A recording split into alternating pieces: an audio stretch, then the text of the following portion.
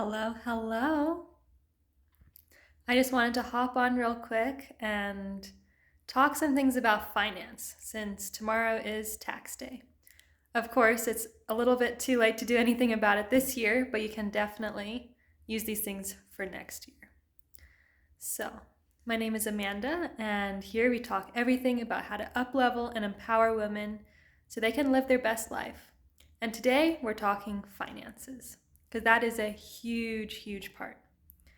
So, last year, for the year of 2022, I was selling some things in a commission basis. And dumb me, I know, what I didn't realize or put together, let me put it this way. So, when you are an employee, you don't get to take out anything from your taxes. You have to pay everything in taxes, and you don't get to deduct anything from that.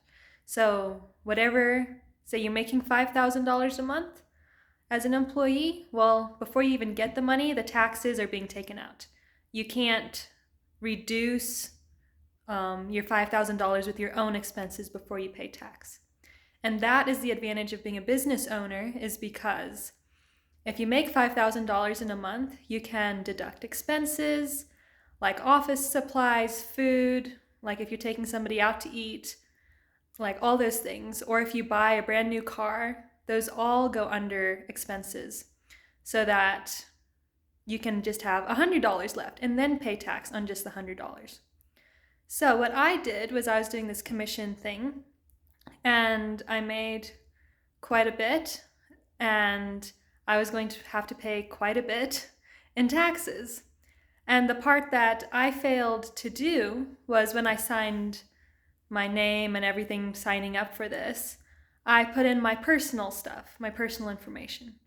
So when I got taxed as sole proprietor, or my tax basis will be self-employment tax, which is extremely high. And what I should have done was put in my LLC information, because LLCs get taxed way, way, way less. So, trying to make do with what I had already done. The accountant had just called today talking about it, and I was like, oh shoot, I forgot. Or it didn't even cross my mind. And because this is the first year I will be filing by myself. And usually it was under my parents. So, because I had made this money. So, what I wanted to say for you guys is, if you are an employee, try to make yourself into an independent contractor. So for a while I was working doing Airbnbs, cleaning Airbnbs when I was younger. And when you make over $600, your employer will send you, I forget if it's a W-2 or a W-4. You have to sign that government form, which allows you to be an independent contractor and allows you to be taxed differently than if you were just an employee. So,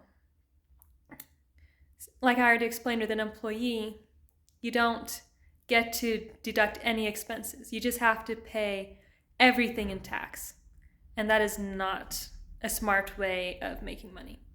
So either open an LLC, and it's super easy to do, or if you're doing self-employed, you can also deduct expenses.